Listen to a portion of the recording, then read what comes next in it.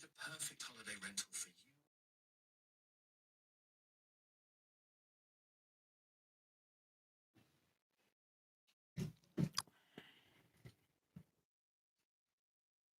you. Uh, Ladies and gentlemen, welcome to another episode of Raw Politics.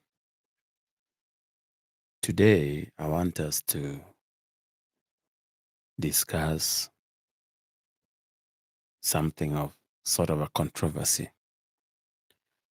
As you can see, the subject, this video is about the President of the Republic, His Excellency Dr. William Ruto. In this video, I want us to look at why President Ruto is the president Kenya needed. Now, there are a few things that we have to discuss before we jump into the subject. Currently, as things stand, I shared with you that the fashionable thing, the trendy thing, is to criticize the president. In fact, if you want to blow online, if you want to get serious followers online, all you have to do is type Ruto must go. But, ladies and gentlemen, this is raw politics. And so we look at politics from a different angle, not what is popular or not what is unpopular. We don't go with what is controversial. We don't go with what is controversial. We go with what is factual. And so in this particular video, what we are going to do, we are going to look at why William Ruto is the president Kenya needed. Like I said, there are three types of people watching. And one group of people are those who come with prejudice. You already have a fixed mind, and with that fixed mind, you come to vent. So you don't even watch, you don't even want to hear anything. The fact that you saw a title saying Ruto is the president Kenya needed, that already annoyed you enough that you said, let me tune in and comment negatively. So it's okay. That is one group. There is another group who is watching with the hope that they are going to get a different perspective. These are people who are keen, who are interested in learning or getting to know things before they react. And of course, we have a third group of people who perhaps are supporters of the president. And so also they come with a fixed mind that they will hear what suits them. The fact that you've tuned in, irrespective of which group you belong to, means that at least we can talk. There is something I insist on, that a democracy, ladies and gentlemen, by its basic definition, is that the majority will have their way while minority must have their say. What, in a sense, that means is that there is no day in a democracy that everyone will have similar views. So people will hold divergent views, whether it is on economic front, whether it is on political front, whatever it is, you will always find that people have divergent views. So what makes democracy a better uh, way than maybe dictatorship is because nobody holds monopoly of ideas. I could do a video like this, say what I think about President Ruto, and I could be totally wrong. There is that possibility. And that is where the beauty of democracy comes. Because while I may have my say, you will also have a chance to have your say. And then it will be competing views, and the views that convinces the most carry the day. That is why I was saying, instead of joining the live and the first thing you do is to say how somebody is sick or Ruto must go, etc. What you could do in a democracy is that you either share your view, which is contrary, or you listen to the other view and react. Now that I've given that brief, like I said, in this video, I will try to share with you why I am persuaded. This is personal view. In my view, political analysis is not about telling people what they want to hear. That is actually preaching to the choir. So if you're looking for videos of shock, big blow, and all these things, they are good. And I'm saying there's no problem with that. But here I will share with you what I think from my perspective is the truth. And I leave the room that I could be wrong. I leave that room that I could be wrong. So that when you also give your view, that's why I'm doing a live, because in a live, you can give your views and I will be reading your views in real time. So here's the thing. William Ruto got into power about 2.5 years ago. And of all the presidents that I have witnessed, none has been criticized more than William Ruto. I was alive during Moi's time, but not to the level where I would make meaning of what was going on. However, when Kibaki took over, I was mature enough to know what was going on. And in the first days after Kibaki was sworn in, the country was extremely optimistic. I remember Kenya was voted as one of the most optimistic nations in the world because people believed that Kibaki was going to restore Kenya back to where Kenya was supposed to be, as opposed to what Moi had achieved or had led Kenya to.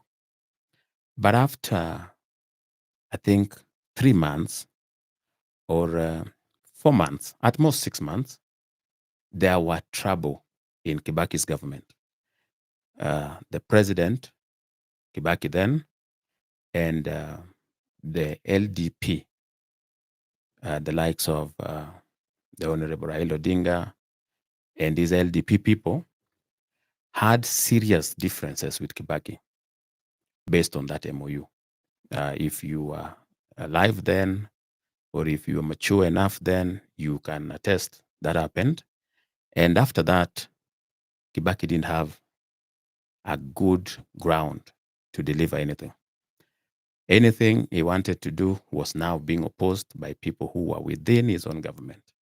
This really went on until 2005, after the flopping of the Wako draft, that Kibaki said, no, I have to get rid of LDP and bring in people who can help me deliver. And so that happened. Why am I giving you that background? Because the only other time I saw somebody being criticized the way President Ruto is being criticized is during the time of Kibaki. And he was being criticized by people who voted overwhelmingly for him. Remember, Kibaki got a lot of support from Luo Nyanza. And within few months, they were against him 100% because of political differences in terms of the MOU. It was not based on ideological or issues of, let's say, issues of economics. No, it was Kibaki had promised Raila that should he take over, he was going to do everything to change the constitution and make Raila Odinga an executive prime minister. The executive prime minister was supposed to be the head of government, while Kibaki was going to be the head of state, ceremonial, so to say. But when they took over, one Michuki, if you could recall, made it very clear that the MOU was a tool to get elected. And now that they had been elected, there was no need to fulfill that MOU. So after that, there was a lot of bitterness, and Kibaki was opposed in everything he did. Actually, it became so bad that in 2007, when the election was contested, Kenyans turned against each other. That is what Kibaki went through. But what President Ruto has gone through is a notch higher, which begs the question, is it that bad, or is this the president we needed? I want to share that based on my own observation, Ruto is the president Kenya needed. Why? A successful president in Kenya's context must achieve two things. He must, or she must, handle economy and must handle politics. Kibaki, Kenyatta, that is, the Kenyatta Senior, the founding father, did well in trying to govern for a while, but he flopped in both. Kenyatta didn't do so much for the economy of the country. I wasn't alive when he was president, but I am alive now and I can see that he did nothing for this economy, because if he laid the best foundation, if he laid a good foundation for the country, we would be very far today. So he did not lay any strong economic foundation that people could build on. And of course, when it came to politics, he really flopped. He became a dictator. President Moi tried to handle politics, but failed miserably in handling the economy. It is under him that I think Kenya really got themselves in a very bad place. President Kibaki tried to do so much in the economic front, and people praise President Kibaki today for actually reviving the economy of the country. But he mismanaged politics. He couldn't handle politics. That is why during his term, Kenyans turned against each other, and it was very chaotic, politically speaking. Uhuru came in. He tried in his first term to do a few things here and there. But overall, Uhuru also suffered the fate, in my opinion, of his father. He failed to sustain the economy and, of course, miserably failed in handling politics. So, William Ruto, for him to be qualified to be the president we need, we must prove that he handled the economy so far, because it's just 2.5 years, 2.5 years. So we must prove that he has handled the economy so far. And two, we have to also prove that he has handled politics. Now, let us start with the economy. When the president took over, he took over when this country was on an economic cliff. It only needed a small pushing, and then we will be in the ditch. In fact, even if you looked at the international market or the rating agencies, the feeling was that Kenya was going to default on our debts. During President Uhuru Kenyatta, and this is a confirmable fact, we were borrowing to pay salaries. If you reach a level where you borrow to spend on expenses, on recurrent expenditure, then know very well that economically you are on a road to collapse. So that is where we were left. So did President Ruto lead the country into collapsing, or did he manage and revived and sustained our economy to the point that the rating agencies now looked at us differently? Ladies and gentlemen, I said it's not about how you feel, it is about what you can prove. Can we look at the fact and say that Kenya was on the trajectory of defaulting, but through William Ruto, we not only escaped the defaulting, but ended up as a country that is seen to be on the trajectory of development, even by the rating agencies? Just to tell you a few things on the economic front, because I'm just trying to build on for you to be a good president.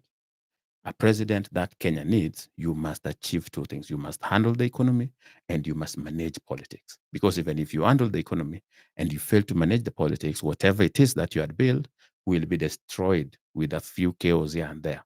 And we will be back to square one.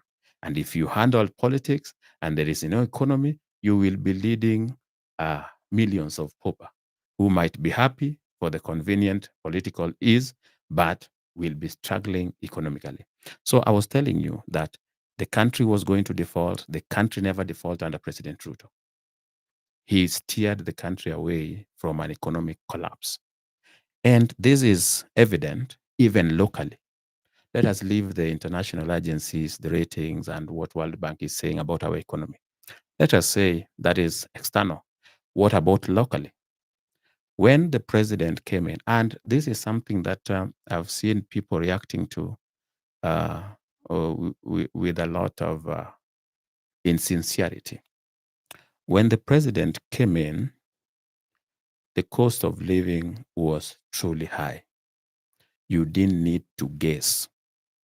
There is when you say the cost of living is high, and there is when it is visibly high. And during that time, ladies and gentlemen, the things that matter to most urban dwellers and most Kenyans, especially staple food like maize, were out of reach of many. If you went to the rural areas, the 2 kg tin was retailing at 200 shillings, which, ladies and gentlemen, if you have a family at home that was depending on you then, you can confirm that it became extremely expensive to support them. That is when Ruto took over. He found that situation. Unga was unimaginably high. It was expensive. So what happened? What did he do? He had two options. One, go the Uhuru route, the simple route, borrow money, pay the millers so that at least we can have cheaper unga. That is so artificial. But that is what Uhuru preferred because it makes Kenyans feel like they are buying cheaper unga. What they don't know is that we are borrowing to make sure that this unga is cheaper. So it's like you're doing nothing. So what did the president do? He said he's not going to subsidize unga. And this was not taken lightly. Some of you want to pretend that unga is not an issue, that economy is not about unga, that life is not about unga. Don't be simplistic. Well, people went to the street and destroyed property, and even lives were lost, putting sufurias on their head, demanding two things: subsidies for unga, and saying that Ruto had to do everything and make unga cheaper. In fact, they reminded President Ruto that you told us that you will ensure that unga is 100 bob. So, unga is not an issue you can wish away. I know the insincerity in our politics is that when somebody does something and that person is not somebody you like, then you belittle the thing. Then people went to the street demanding cheaper unga. The same people who are now telling you that unga is nothing, that unga is not how you measure what, were on the street saying unga was the defining thing. So the president decided to take a tougher route. And this is the characteristic that, in my opinion, makes him the president Kenya needs. I have not said the president Kenya wants. There is a big difference between what you want and what you need. And in life, at times, there is what we need, and we might be going for what we want. What we need may not necessarily be very pleasant. What we want most of the time is. And so President Ruto made a very difficult decision. And he said, I am not going to subsidize Unga. I am not going to pay millers so that they can fake prices. No. What I'm going to do instead, I'm going to target subsistent farmers. That farmer in Homa Bay who has maybe 2 acres. These 2 acres, they till it without fertilizer because mostly they can't afford fertilizer. And so 2 acres gives them maybe 1 bag of maize, something that they can't consume until the next harvesting. These are the people, William said, I am going to target them with cheaper fertilizer. I know there are controversy about the fertilizer, where it came from, who donated it, how it went, what. What I'm saying is, before he came up with the affordable fertilizer, fertilizer was 7,500. When he made it 250, majority of the farmers who had registered took advantage of this. Ladies and gentlemen, what happened is the demand of supply, the law of demand and supply kicked in because there was so much maize that there is no way millers were going to sell flour at an expensive price. And for a very long time, ladies and gentlemen, for months, we were buying unga at between 99, 100, 120. Even the premium brands like Hostess, which were above the, the reach of many, was now something you could afford, meaning his hard decision, unpopular decision, a decision that took people to the street, bore fruit. Of course, his critics, some of them I see here, of course, his critics decided to change the story and say that economy is not about Unga. In fact, some of them were so ludicrous. They said that there is nothing Ruto did, that it was the act of God, that God gave us enough rain. And so there is no part this fertilizer played. I personally took advantage of the fertilizer. And I told you, we do farming at home. When you do it without fertilizer, you end up with very few bags. But when you use fertilizer, we ended up with triple. This is not some Surya Jaba. This is some truth. What happened?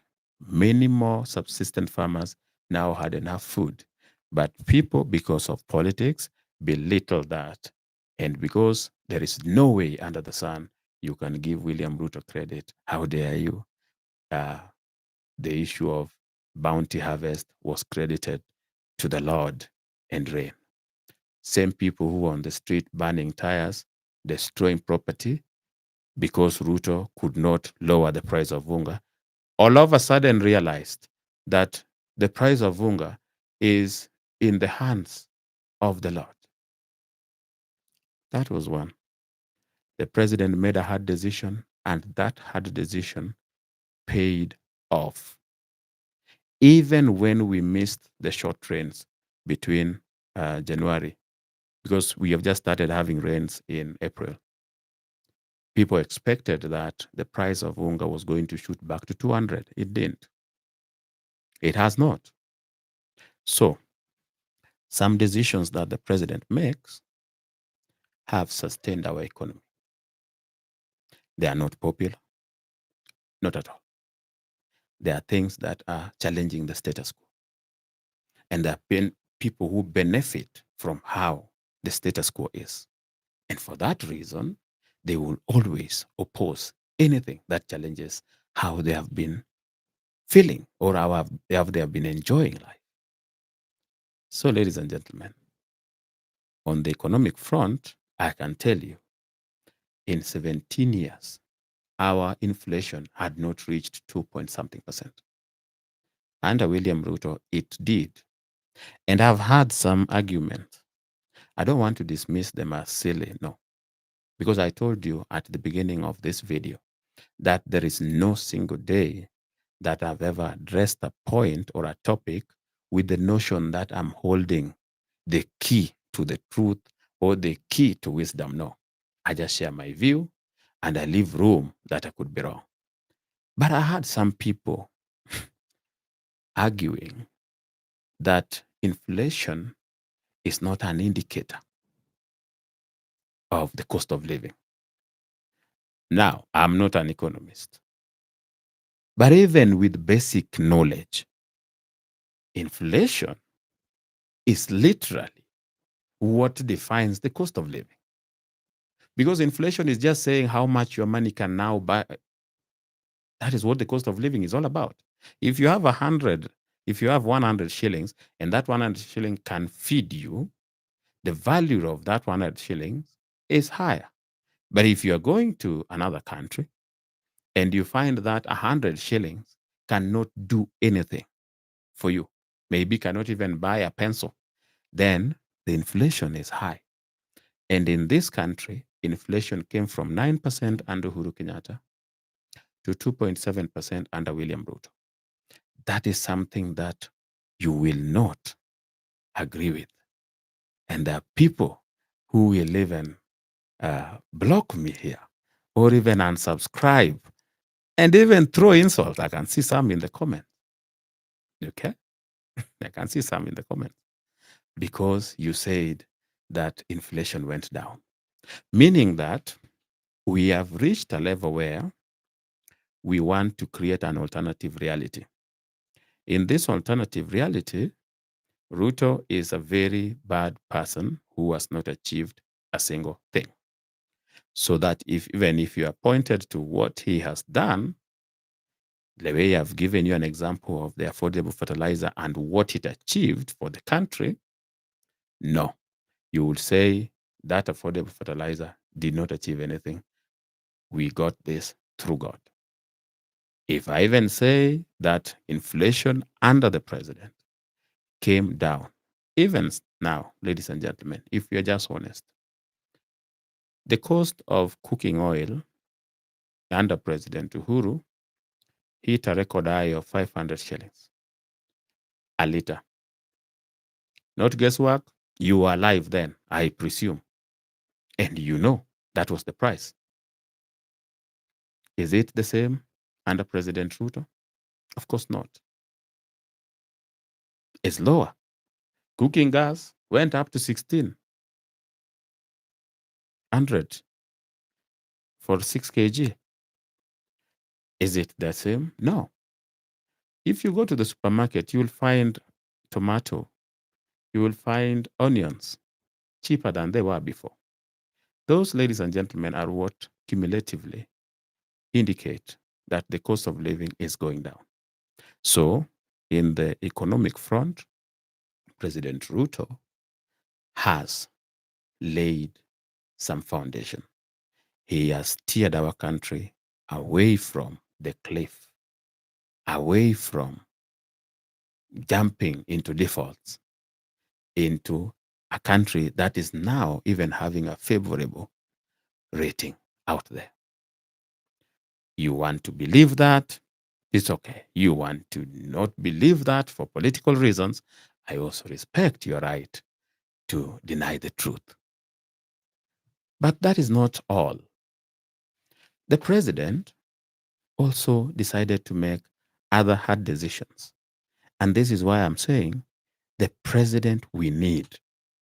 What Kenya has lacked is a president who is willing to be unpopular for the sake of the future generation. What we've had are people who prefer convenience. Let me use Uhuru Kenyatta, for instance, the former president. Uhuru Kenyatta had what we call the Big Four agenda. In fact, let me not even use the Big Four agenda. I want to give you a classical example. When the government of Hungary was trying to do some outreach in Africa, spreading their tentacle, they went to Ethiopia. Those of you who have gone to Ethiopia, you know they have light rail. You know that. So that light rail, the Prime Minister of Hungary, you can check in 2016, was in 2015, was in this country. He proposed that they do light rail in Nairobi. They agreed. If you check the footage, they communicated the same when they were giving that joint presser. And Nairobi was going to have light rail so that we don't have this issue of unnecessary traffic. What happened? The Matatu Owners Association, and they have so many associations. I didn't know that Matatu has so many associations. There's Matatu Owners, Matatu what? They went to court and blocked this. What did Uhuru do? He didn't even put up a fight. He let that go. The Hungary government went to Ethiopia and did them a light rail. That is what I was telling you, that we have presidents who have vision. They have something they want to achieve for the country. But if they meet opposition, if they meet people who are challenging what they want to do, they ask themselves a simple question. Do I really need this as a person? No. Uhuru Kenyatta can fly from his house to wherever he wants to go to. He doesn't need the rail. So if the people that he was trying to get the rail for refuse and see that as a useless thing, he always gave up. See how he handled affordable housing. Brilliant idea. Because the intention is, if you have infrastructure, if you have construction, you will continually have jobs. Those of you who have traveled abroad, and let me use the city of New York, for instance, there is maintenance daily. Those roads, you go there, you will find that there are people on those roads taking care of the roads, patching here and there. Construction is what gives people job in most countries. You must be having a vibrant construction. And the president, Uhuru Kenyatta, that is, the former president, was like, this is something we need to do. It will help us eliminate slums, but at the same time, it will create jobs. And that if you create jobs, because it doesn't just create construction job at Mjengo, as people put it, a house is not built by watu wa Mjengo only, because watu wa Mjengo here, the idea is that there are people who are doing the manual job, the ones who are taking the kokoto and etc. No, you will need a surveyor, you will need every person, including the tea lady. So it creates job. Uhuru knew this. He said this is something he wanted to pursue. When people went to court and opposed the levy, he also had a levy, and opposed the levy, what did he do? He abandoned the Big Four and jumped to what people wanted, the BBI. There's a section of Kenya that was so interested in changing the constitution. They believed that was more important than any other thing. Uhuru decided to be the president who would do what people wanted. He would try doing something, and if you refuse, if you don't appreciate, he abandons you. That is not Ruto. William Ruto said, I will pick up the programs that President Uhuru had. And that is the day that I personally said, this is the president we need. Because other presidents, considering the acrimony between him and President Uhuru, others would have said, I am starting afresh. I will do my own things. I cannot do what Uhuru was doing. No, check the bottom-up economic agenda. It is made up of the Big Four agenda plus SMEs. That is the only thing that President Ruto added. He picked what they had agreed on, the Big Four agenda. He just added the micro and small businesses, so that at least that area is also developed. What he did is, he said he is not going to let go. He is not going to go the Uhuru route, that if he faces a small opposition, then the next thing will be, no, let it be. I am comfortable. Because William Ruto is comfortable. If you want him to borrow loans to pay who so that you don't pay taxes, he can do that. He will serve his 10 years, go home, retire, relax. What happens? You'll get another one who will do that. Eventually, the country will collapse. But that is not what a good leader does. A good leader, you must be in a position to make the tough decisions, decisions that people are going to oppose. Even if we go into history and see the leaders that changed their countries, one country that we use as an example, even during campaigns, Singapore was like Kenya, or Kenya was even ahead of Singapore. What happened? They don't want to tell you that they got a leader who made very hard decisions. By the way, you go and read. That guy banned unions, he banned political parties, he became a dictator in that country. And today, Singapore looks like heaven. I am not saying the president of Kenya is supposed to go that route. But what I'm telling you is that it takes serious decisions that are not going to be popular to fix something. Even the Rwanda that you now say, look at how Kigali is, very clean, very orderly. You find a very orderly city. Well, the guy who is in charge of that country is a no-nonsense guy. He doesn't tolerate the things that happen here. Not at all. There is no democracy in that country, per se. He always wins by a landslide of 90-something%. So I'm not saying Ruto should go that route, but I'm saying in terms of making hard decisions, the president has always said that he will make the hard decision. And I've given you example. They pay off. Today, affordable housing is a progress that is going on across the country. Even in my county of Homa Bay, we have affordable housing units. Everywhere you have affordable housing units. And the aim is to create jobs and eliminate slums. Because it's very sad that 60 years after independence, majority of Kenyans living in urban dwelling live in shanties. Did you know that Nairobi, 75% of those who are in Nairobi live in ghettos and slums? Only 25% live in the leafy suburb. The irony is that leafy suburb, which houses 25%, is huge in terms of land size, is actually 75% of the total land area. So only 25% are living in 75% of the land area. Then 75% are living in 25% of the land area. This is something that is so unfair, but it has been normalized. And President Ruto was saying, no, we can't normalize that. We cannot have a country where there are people who live below, next to a sewer and struggle when others are living in gated community. He was not saying that we are all going to be in gated community and leafy suburb, but at least people deserve decent homes. And that is something he said, even if it's going to be opposed, he's going to get it done. And today, as we speak, you go to Bomayango, you see the houses, they are there, over 5,000 units. You can go, save, get them. If you have cash, go buy one. Live there. And they are cheaper, actually, than what is available in the market. It's very difficult now to get a 3-bedroom at 3 million. I don't know where you'll get that in the market. But at Bomayangu, at affordable housing, you can go and get that. So these are things that the president said he will do. They were opposed, they were not popular, but they are paying off. And that, ladies and gentlemen, is the president Kenya needs.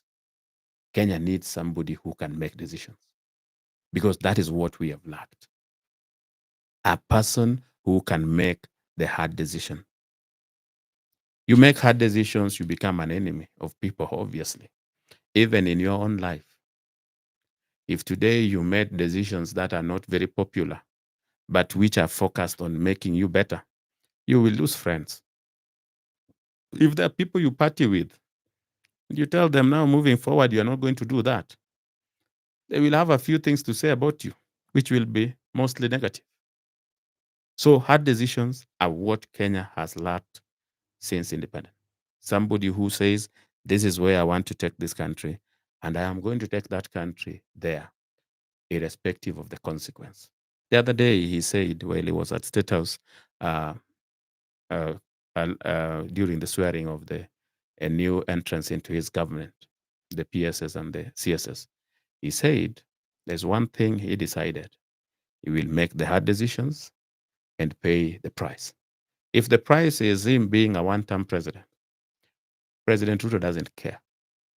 That is why when I see people typing one term, oh, Ruto must go, I don't know what, you don't know who you are dealing with. That is not his concern. His concern is, can I leave a foundation upon which somebody can build on? Because even if he was to be president, the constitution is very clear. He can only be president for 10 years. Somebody else will take over. But the beauty with laying a foundation is that even if somebody was to take over, however radical that person is, there is very little that they will do to take the country back. Take an example of Europe. Europe, the elections there are very funny. People are either far left or far right or some moderate. But even if a far left or a far right person took over, there is very little they can do to the systems that exist there. In those countries, the systems work. There is nothing that somebody would come and now say there is no proper hospital or medication in the Great Britain. No, it will be there because the leaders before made the decision to lay a good foundation. And that is what we need. We need somebody who can lay a foundation because it is upon that foundation that you can build. Whoever is going to take over, whether it is your favorite guy, whether it is your favorite president, that favorite president of yours needs proper foundation. And that is what President Ruto is laying. Now, has he done everything he promised? He's only 2.5 years. We are supposed to, in normal sense, evaluate somebody after his first term. Unfortunately for Ruto, the yard is different. Ruto is not being judged after his one term. No, no, no. He's judged after a year. He's supposed to go. He's supposed to be removed from office. And I know why that happens. I told you, when you get someone who can dare the status quo fights in ways that you've never seen. Now, I will talk here until cows come. And if you are one person who believes that these tough decisions are not the way to go, there is very little I will achieve. Let me look at the other side because I said he needs to do something about economy. And I've told you the hard decisions the president has made are very okay. Today, our currency, and this is not a report from maybe government of Kenya Broadcasting Corporation. This is a report from Bloomberg. Our currency is one of the most stable currencies against the dollar. So how did that happen? Did it just happen out of the blue? Are you going to thank the rain for this? No.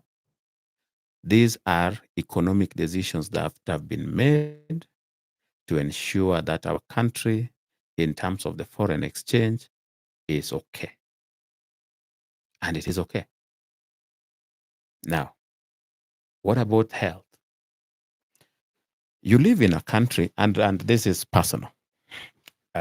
Whenever I see people opposing universal health care, even when Uhuru was doing a trial, there was a time the former president Uhuru was doing what we call a trial in 5 counties, the county of Kisumu, Nyeri, and others.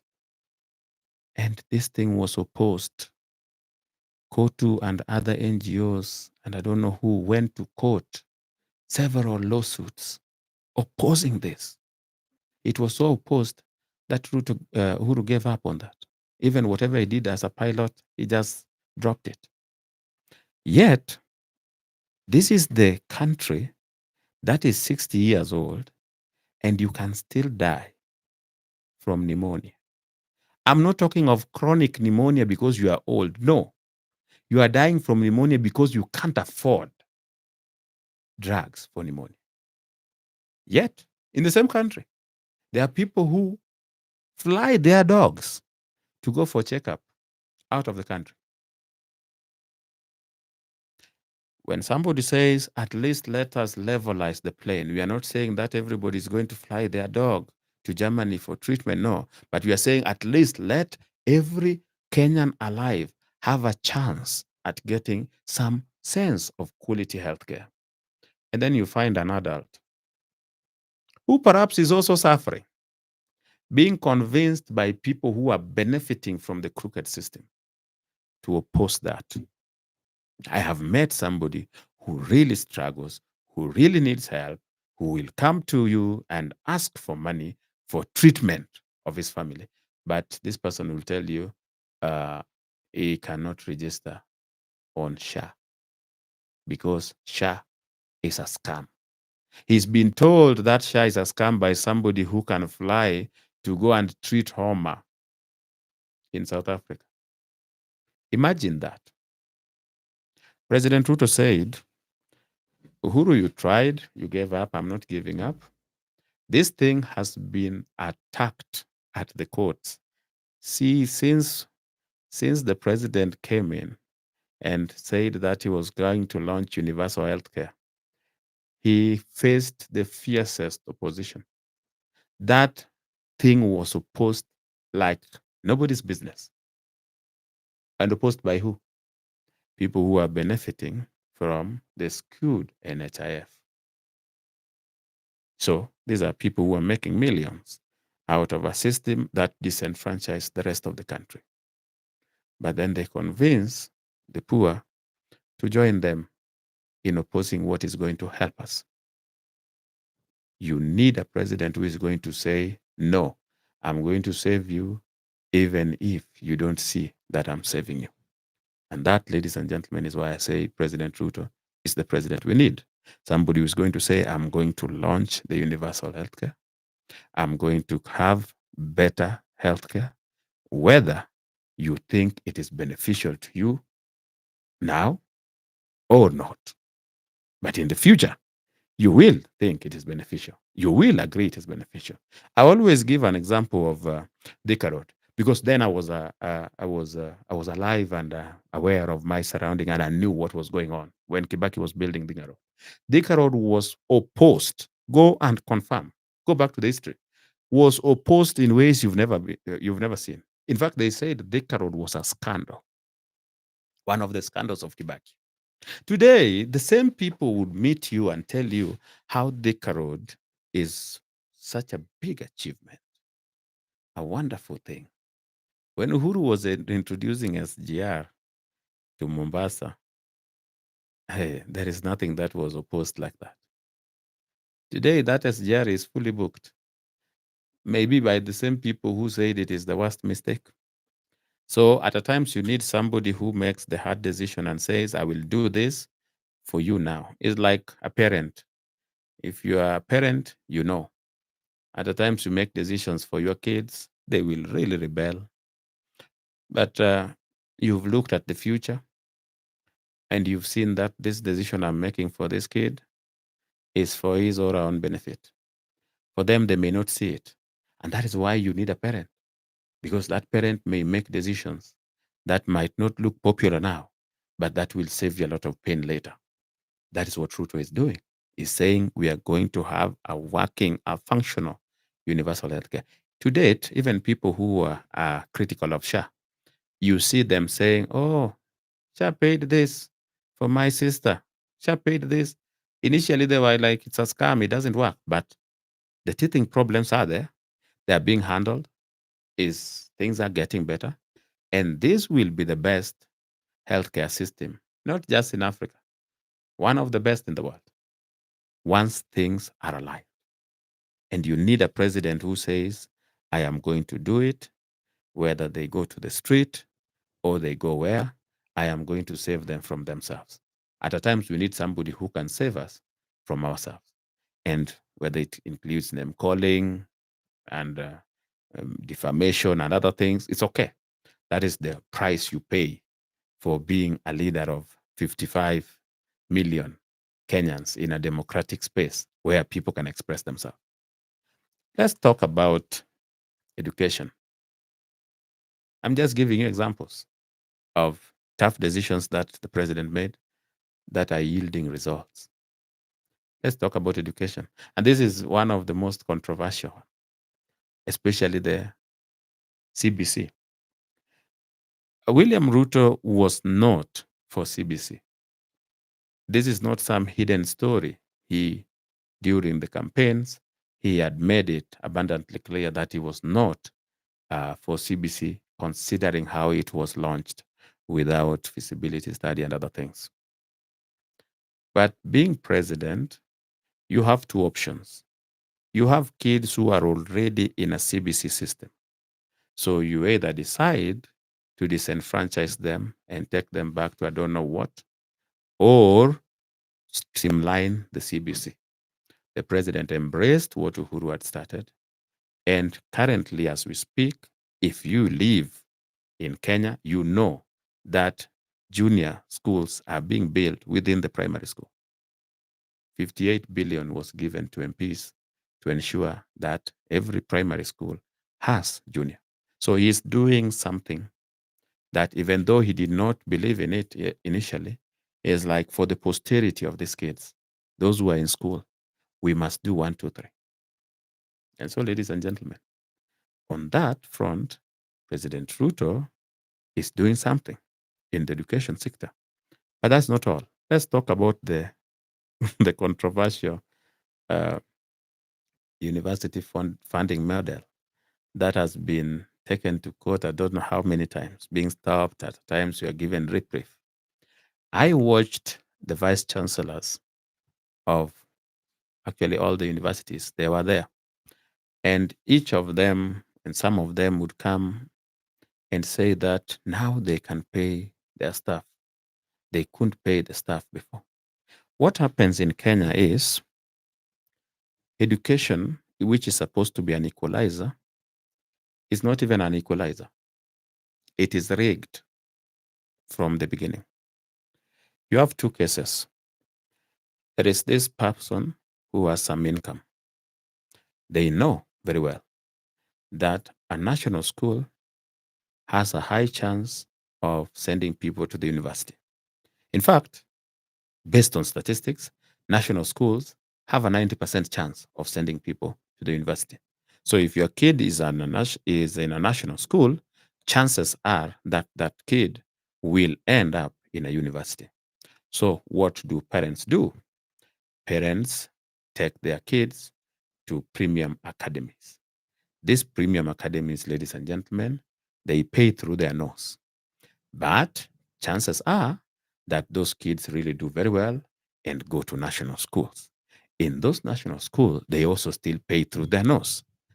The irony is, once those kids pass from national school to the university, all of a sudden the parents are poor. And those people are supposed to be taken care of by government.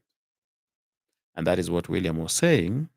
If you continue like that, you are going to ensure that education is not for the poor. I want to shock you. When the funding model came, I'm using the word shock, yet I said I should not use that. But when the funding model came, they said, batch one, the people who earn less than 5,000, people whose parents earn less than 5,000. Guess what was that percentage in the universities in Kenya? 10% or less. So the poor of this country only form 10% of the student population in the university. And somebody wants you to believe that is so good. That is something that we should retain and defend. No, that is not how education is. Education is supposed to be an equalizer. It doesn't matter where you come from. You are supposed to have a chance at education. But currently, the way things were, ever since, it had made it impossible for the poor to get to university. There are areas, and some of you live in this country, there are areas that the entire, maybe constituency, you get two graduates. Yet there are also areas where almost everybody is a graduate. And those areas where almost everybody is a graduate, look at their income. So, ladies and gentlemen, William, the president, said, we have two options. Either we continue with this nonsense which locks out the poor from education, or we revamp this, come up with a funding model that is going to factor in the poor first. Of course, the parents who are used to the rigging system would not agree. Like I told you, status quo fights back and fights back fiercely. So you'll find people on the street inciting even the poor people in the university, inciting them against this funding model. Yet the VCs, these are some of the most educated human beings you have in this country. I don't know of a vice chancellor who is not a PhD holder. These people are some of the most learned people. And you saw them there, ladies and gentlemen, during the town hall. They were saying, this model works. This is what we need. Because we can't have universities that are dying because of debt and etc. Yet somebody would go and oppose that. This will pay also. It's a hard decision. It is not popular. It's being opposed by virtually those who matter. But it will pay. When the Hustler Fund was introduced, I know of people who really mocked it. I have a friend, I would not mention him. I don't know whether he's watching. Probably is. He's a good friend of mine. But he's one of those people who said, this is the worst idea. And actually, we will just borrow this money and ensure this thing dies. What they didn't know is what Hustler Fund was for. Hustler Fund had only two objectives. One, to shield you from predatory lenders. Because there are people who are taking advantage of you. You borrow 1,000 and they want you to pay in less than a month with 300. What type of percentage is that, really, per annum? Those are crazy percentages. And so Hustler Fund was coming to bridge that gap, shield you from predatory lenders. Because when you come and you disrupt the market, then the rates go down. Tell me, is Fuliza still charging you what they were charging you before? Hustler Fund. There's no law that was made. So it's not like there's a legislation. No, there's no legislation. This thing just disrupted the market. It shielded people from predatory lenders. That even Mshwari, Fuliza, and others lowered, the likes of Tala, Branch, etc., they lowered their rates. So that was to shield the people at the bottom of the pyramid. Because the people who borrow from these apps are not the people who borrow to buy vehicles. No, those ones go elsewhere. These are people who are borrowing to do the day-to-day things. You are borrowing so that you can have a meal. Perhaps you are a student. You don't have what to eat. You go to these loan apps. You borrow so that at least today you have something to eat. Those are the people that were targeted with the Hustler Fund so that they could have an alternative that they were barely paying nothing. Because you borrow 1,000 and you return with 4 bob or 5 bob. What is that? That is different from returning it with 300 shillings or 400 shillings a month. That is the first people that were targeted by Hustler Fund. The second thing that Hustler Fund was aiming at was at the people at the bottom of the pyramid. We have people at categories. There are those of us in this world who do not even need to borrow. You have enough. You are stable. But there are those in this life today, ladies and gentlemen, even as we are going live here, and going live is not cheap. So it means I have invested some resources here and there. There are those who don't even have what to eat now. That is the person that is being targeted. You can even borrow that 500 to buy a meal you eat. You have 14 days to repay that. so that you don't go angry. People laughed at this thing, but it is saving lives. There are people who borrow the money, they buy something, they sell, they borrow in the evening. Some hawkers can tell you they will borrow some 1,000, buy something, sell. In the evening, they return, they borrow again. It works for them. It might not work for you. You're stable. You're doing well. We thank God. But for the majority of Kenyans who are struggling, this was to financially include them. A very tough decision, something that is mocked, but which is changing lives. That is in the form of economy. The President, Ruto, in my opinion, he has laid a foundation for our economy. Now, what about managing politics? And this is where hell break loose. Because I told you, you can do very well in managing the economy, but then you fail to manage politics. After President Ruto was sworn in, things were calm. Then after a while, the Azimio team led by Raila decided to start going to the street. And within a short time, and I think I explained this for those who were tuned in yesterday, within a short time, things became very difficult for the country. Because remember, the country was also going through difficult economic time. So if you also have chaos, it becomes seriously problematic. So what happened? The president reached out to Raila Odinga and brought him on board. That is managing politics. He didn't just bring him on board, he brought members of his party into government. Managing politics requires that sacrifice. We are now peaceful. You can transact business. So the economy front, good. Managing politics, good. Now, you may be like, but you see, in this managing politics, Ruto got rid of the people who put him in power. And I explained yesterday that the opposite is true. It is not Ruto who deserted the people who voted for him. It is the people who voted for him who deserted him because he was trying to bring people on board. Those of you who watched the Honorable Rigathi Gachagua, the former deputy president, yesterday on Weru TV interview, the interview was in English.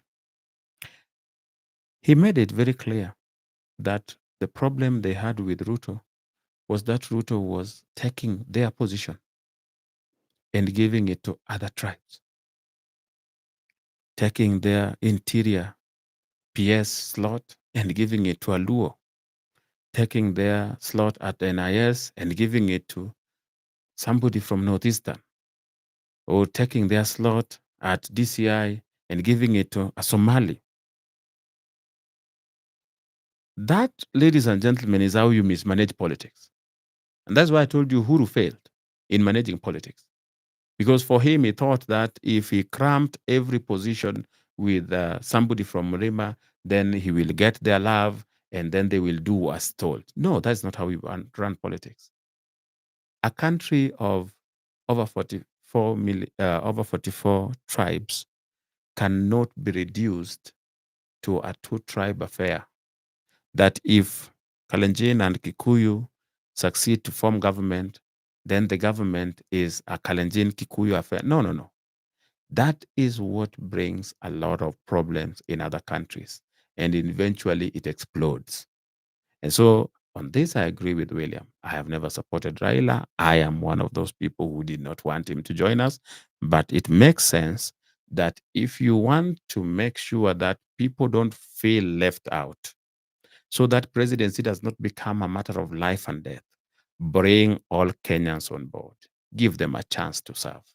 Let us see them. There are people who claim they are geniuses. They are the epitome of excellence in terms of governance. Give them a chance. Give them a chance. Let us see what they can do. Mbadi John was very critical of Professor Ndungu when Professor Ndungu was in charge of Treasury. Mbadi John believed he had what it takes to do better. He's now been given that opportunity. Now do better. That's how you do in a country. If you want people to fail, if you feel like somebody who was in charge of NIS was not doing well, we put you there. Tell us how it's done. And that is what Ruto has done. In terms of managing politics, even the critics, those who are opposing him, are just opposing him because of the belief of older system where you believe that certain positions are yours, those are not negotiable, like the guy that was putting it, hakuna kubembelezana, and the security apparatus is something we need to control. That is not how you run a country. Regarding Gachagua, you, I, William Ruto, and others, we will not be here forever.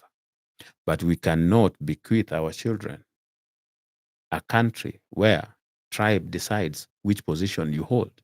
It cannot be like that. That is what has caused problems in countries like Sudan, countries like Congo, and others. Most of these turmoils you see across Africa is about tribes fighting for resources. So make people feel that they are part of government. And so, ladies and gentlemen, I want to conclude and read some of your comments here, as usual. Today, I can see there are several comments. The funny part is that 80 people are watching, only 17 people have liked. It's okay. I understand. Some people are watching, like I said before. Some people are watching with the aim of just saying Ruto must go, so they're not going to like. There are others who are feeling like that is a waste of like. But like I would request if you found value in what I was sharing here, drop a like so that at least YouTube will promote this out there. But also, if you don't see that there's value, I understand. I am always very democratic, and I genuinely respect your position. What I was saying in a nutshell is President Ruto has handled the economy well. You can see for yourself. And he has also handled politics. There is a lot that will be done. There are challenges that he has faced. Granted, there are some missteps, maybe. But overall, we are on a trajectory of having a better country. Now, this is not to ask you to vote for him come 2027. You do your due diligence. What did he promise versus what has he delivered? And that is what the president has also said. I'm not saying something that is not he said. He said when the time comes, it will be a matter of marking the report form. They will be marking. They will be checking at the report card. They will be saying, this is what you said. You promised 5 things. Affordable housing. You promised universal health care. You promised Asla Fund. You promised this and this. Have you delivered? Affordable fertilizer. So it will be, yes, affordable fertilizer is there. Asla Fund is there. It is. So at the end of the day, people will decide based on our assessment, does this guy need another chance to continue implementing, or do we replace him with somebody else? That is something I respect. If on the election day, people decided that they are voting for somebody other than William Ruto, I would respect that. The only thing I don't respect is when you decide that in the middle of somebody's term, you have some anarchy believing that you can get rid of that person. That is not democratic. If you have issues with someone, remove him democratically. If you can impeach President Ruto, that is okay. That is also allowed by the law. But anarchy on the street with the aim of one day running that person out of the country, I don't support that. But I was saying that if by 2027, according to you, he's not delivered, you have the right to vote for whoever you want. But if you believe that, considering the 5 things he promised, he's already done so much, by the way, and you are like, I agree, you give him a chance to continue so that he lays the foundation upon which the person who is going to take over in 2032 maybe can build. And then we have a better country for our kids, etc. On the front of politics, I am persuaded that even though currently the people of Murima are feeling like this is not fair, that they should be controlling virtually everything, like Rigadi was saying, I want to tell you that slowly by slowly, you will realize that a country is made up of so many communities, and these communities also need a chance. Not that you get rid of watu wa Mrima to bring others. No, you just say, at least balance, bring other people so that they can also have a chance to govern or lead our country. It's not a sin, ladies and gentlemen, to bring other people to serve. There is no position that is supposed to be exclusive for a community. That is all I wanted to say. If you found value, like I said, you can like the video and even share it with friends. Now let us sample some of your comments. They are not many. I thought there were many. There are not many. So let us sample some of them.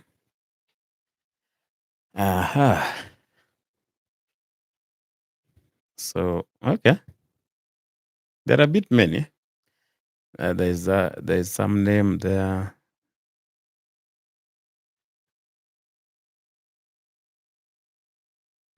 There's some name. They started with Ruto must go. Okay, it's okay. I told you it's a democratic world. It's okay. You can say I don't support Ruto, and I told you I respect your choice. Incorrigible, I think you are very sick mentally. Yeah, if that is your assessment, if you believe that somebody who has a different opinion to yours is sick mentally, so be it. Incorrigible. A funny name anyway. Kennedy Otieno, wewe umeona hiyo report ya BBC bro, unafaa tu viboko.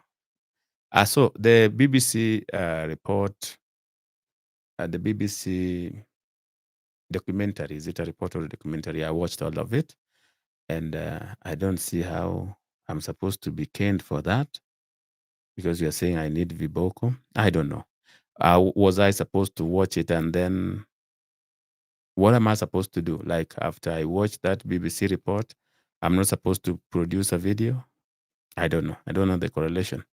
The other one was saying, yes, because we know Ruto. William Wakisa, Ruto must go, my brother. I respect that. Kelvin Wakesa, there's nothing you're telling us. It's okay. If you found no value, that is understandable. I respect your opinion. Charles Kemboi, a true analyst. I salute you, sir. Thank you. Weaver Bad, thank you, sir, for tuning in. I've always seen Ruto the best through his enemies, have used every possible way to bring him down. Ruto is a leader who makes difficult decisions. That is what I was saying. Those who also underestimate President William Ruto, I also want to tell you, please go back and study who Ruto is. That is what I can say. Wekesa, if Narok is killing people, why tell us? Who, who is killing people in Narok? Ruto. Interesting. This is not about popular or unpopular. It's common sense. Ruto not supposed to lead. Okay, if you have somebody who is supposed to lead, fine. Emmanuel Bully, rubbish. If you believe that what I was saying here is rubbish, I respect that. Rooney, Ruto all the way. Kyoko James, because he's a liar, you can mention the lies here. We look at them. The other day, by the way, Dennis Itumbi was in Hot FM. I really laughed. The presenter was like, Ruto is a liar, and he said, "Can you just share at least one of the many lies?" And the guy took over 40 minutes waiting for people to comment online. It's okay if you believe he's a liar.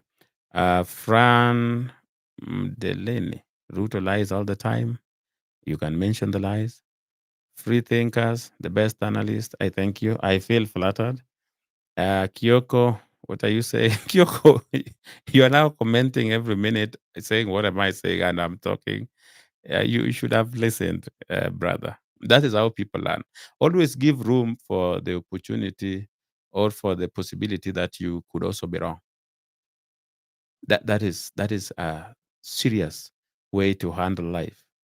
That is what I've always done. Even when I support somebody for an electoral post, I always give the room that we can lose the election.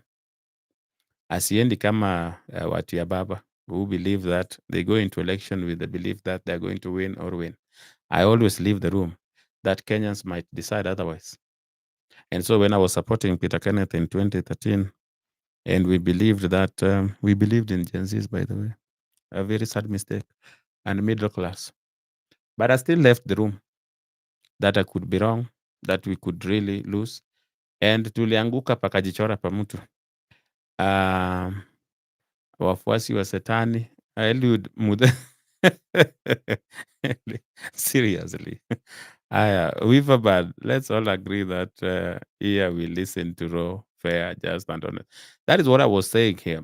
That, ladies and gentlemen, this might not be what you are used to, because perhaps you are used to this shocking as Ruto is slapped in Rome.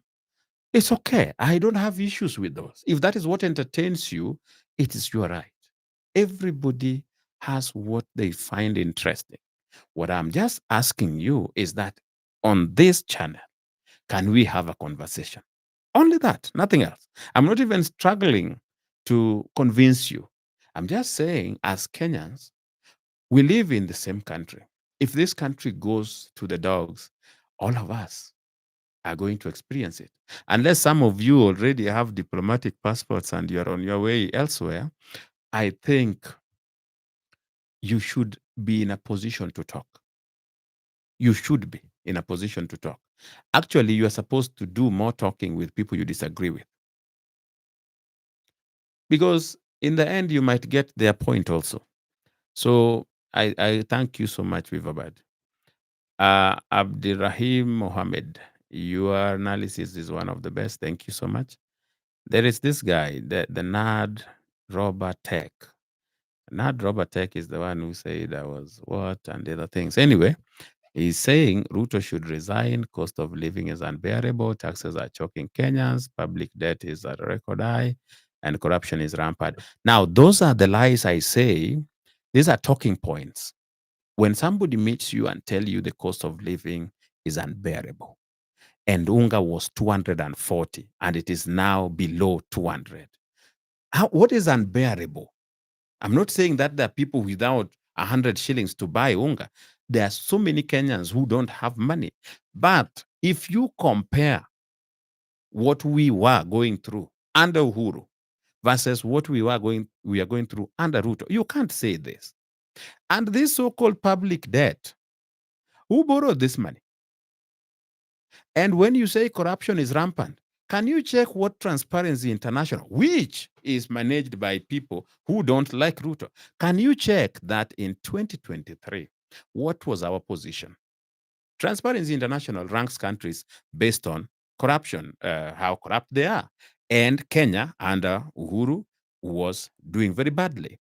Now under Ruto, what position are we? Can you go and check that? That is why I'm telling you, when we talk, we can dispel some of these things. But you see, when we don't talk, then you hold on to your own lies. According to Transparency International, Kenya is least corrupt. Which is this scandal under Ruto where money has been lost? One, you're saying corruption is rampant. He failed, he should resign. So I was saying we have reached a level where we have what we call alternate reality, where people decide on what they think is the truth and they stick to it. And if you challenge them, you are either paid, you are not independent, you are mentally sick, you are what? So we've reached that level where if somebody holds a different version from us, then that person must be the worst human being. That is not how a country should, especially those of us who perhaps have basic education. We should do better, and that is that's just an advice.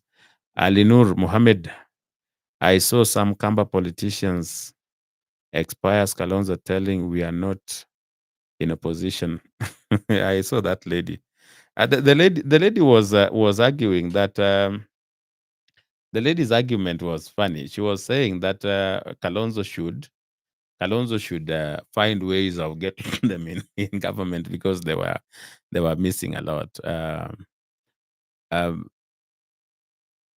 So Ben Nad is saying public debt was 11 trillion by January 2025. No accountability. What was it when Ruto took over? If you answer that honestly, There's no debate here. Fran Mdelini again, what about other factors which made unga cheaper, e.g. the good rains plus paying maize farmers way less? You see, there is nothing like paying farmers.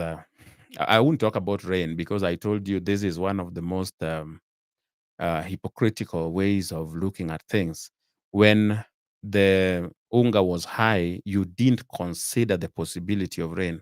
You blamed Ruto for not being in a position to control the prices of unga. Now, when they are low, you now have rain and God. That one I said is hypocrisy of the highest level, Frank. But if you argue that we deliberately, or the government deliberately, or people were deliberately paying maize farmers way less, I told you, where if you were watching, I said that I did farm. I took advantage of the affordable fertilizer. And ladies and gentlemen, I stayed with my maize for a very long time because I was waiting for the prices to hike. Market demands and supply control what prices you sell at. And they stayed at below 100 for a very long time.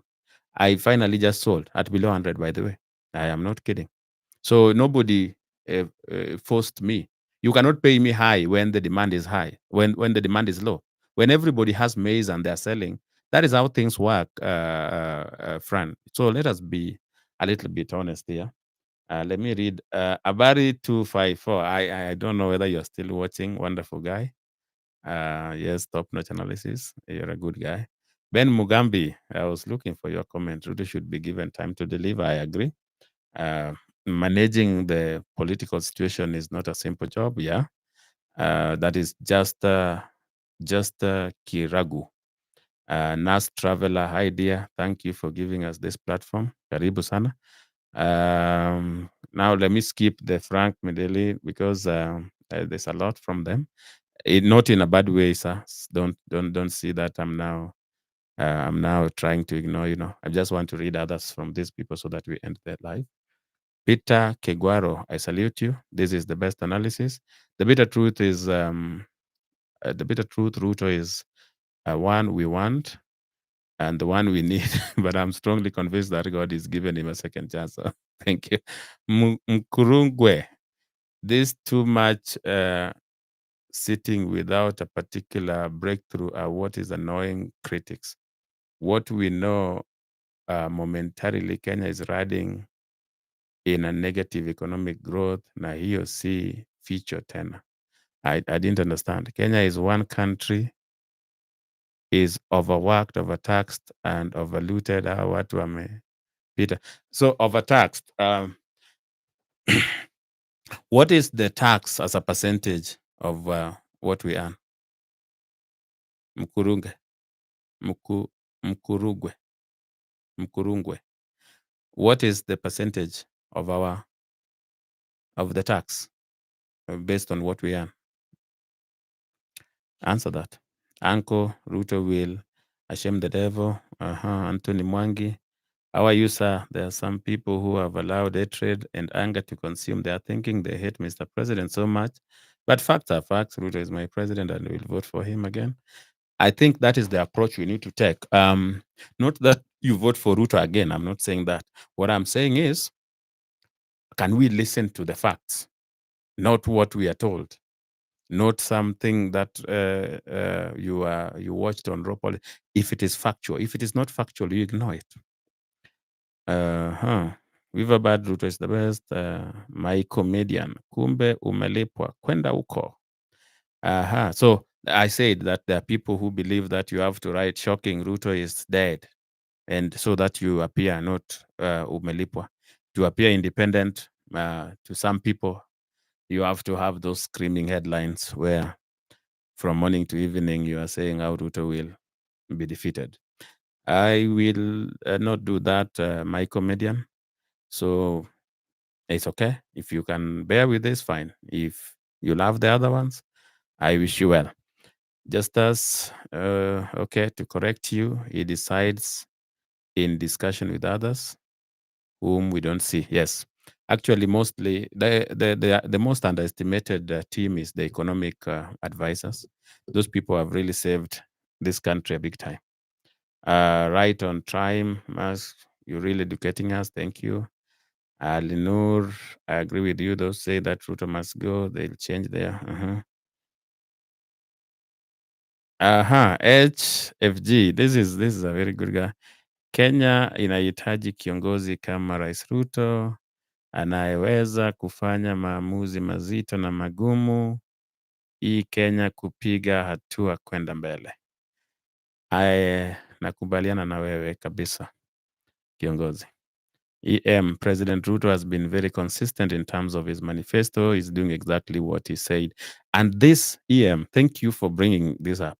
When you vote for somebody so that they can implement a manifesto and then they go ahead to implement the manifesto, then you change midway and you criticize this manifesto. Who is the hypocrite here? Thank you. Tatu Media.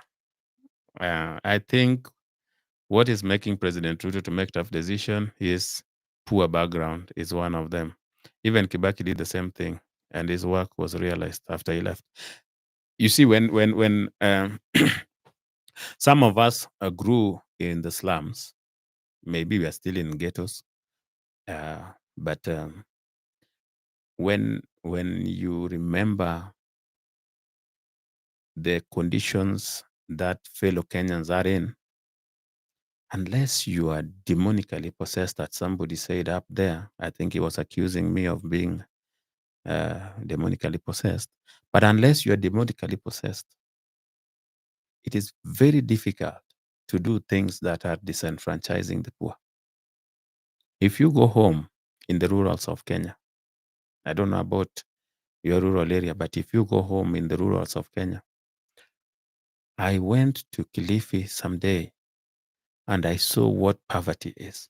I thought that we were poor, but then I saw what poverty is. You would cry. And so when somebody knows that reality and tries to do something that is going to uplift those people from reality, from that poverty, and then the elite, those who don't want to lose their money, their billions, convinces the same poor people to oppose these policies, it becomes a very sad thing. Just as I will just skip a few of your nini, but let me read this, the last one. We wish you guys the best and wish the president and his team the best. Let them not focus on re-election, but cementing and creating models in template. That is what I think the president is doing. Focusing on re-election distracts you. It really distracts you because you will be seated and you're like, I can't get my second term. But you see, when you reach at a level where you ask yourself, how long will I serve, by the way, even if I was to get the second term? Because you can only serve for 10 years, and 10 years fly. William Ruto was just elected the other day, and now we are approaching the third year. Can you imagine? Very soon we are going for another election, and even if he was to get a second term, it will be within a short time. So, ladies and gentlemen, I don't think he can focus on that. David Kosgei, thank you. If there is value, ladies and gentlemen, like the video. Don't just say there is value and you don't even like. We even reached 8 concurrent views, and yet the likes were only 17. Now I can see the likes are improving. The importance of likes for those who find value is that YouTube algorithm uses this to show your video to others, because the belief is that if people who watch liked it, other people who are shown to may also like it. Good analysis. Indakala Margaret. Thank you. Machuka Ogeto. Good explanation. Machuka, why doesn't the president invest in dissemination of this information? So I wanted to explain something here, because there's this belief that that the president team or the communication department has failed. I want to tell you that is not how government communication works. Government communication, briefly, is divided into three. There is the official communication. This is what the government communicates and send to the media or through what their channels are. So you will find a press release from somebody that is sent to the media, and those are done by civil servants, people who are employed at various departments. In every government, you will find, in every government office, you will find a communication officer. Their work is to liaison with people with the outlets so that they can disseminate information. These are the people who also invite the media for press conferences and etc. These ones, they will not do any other thing. They're civil servants. They are not even allowed to do politics. They're just supposed to communicate what is going on. Then you have second tier. Second tier are now people who go to the media. Some of them are just members of parliament, or let's say people working at maybe ministry, etc., who will go to the mainstream media to try and explain policy. So those are the second tier. At times, these people fail because you remember during the the the initial days of bottom up. So a leader would go there and would be asked, "What is bottom up economic empowerment?"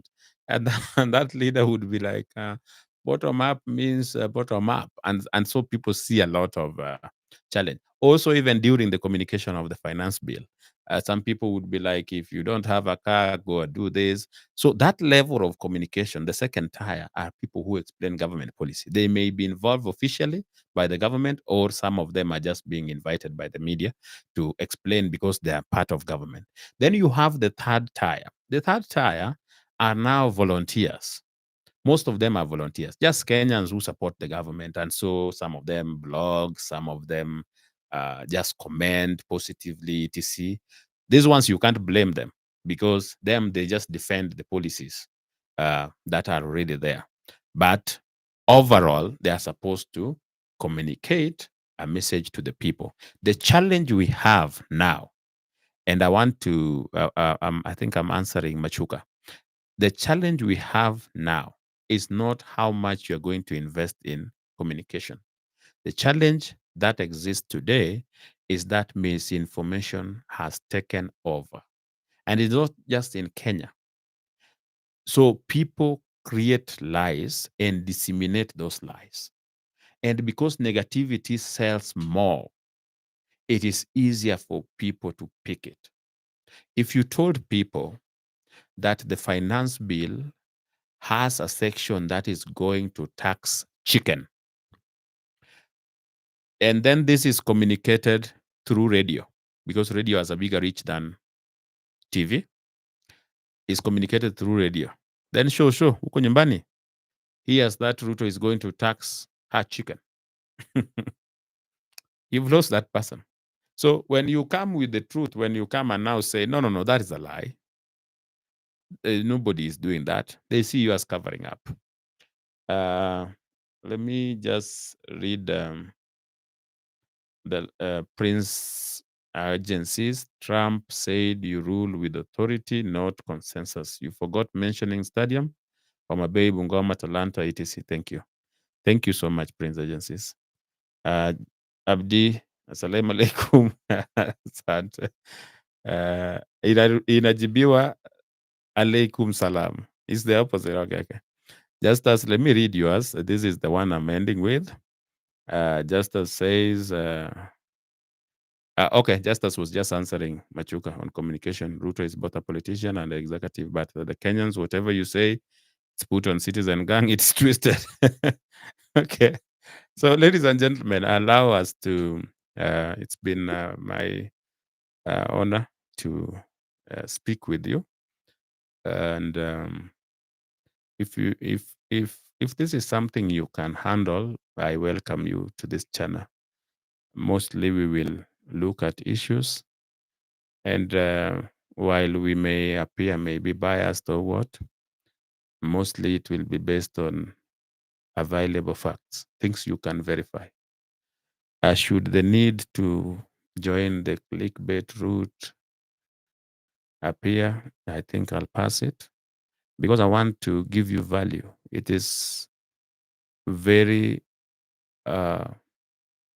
it takes time to tune in for 1 hour, 35 minutes watching. So if I put you here with far-fetched theories, I will be undermining you or just showing you contempt. So I'll try most of the time that whatever topic we pick, we will base it on available facts.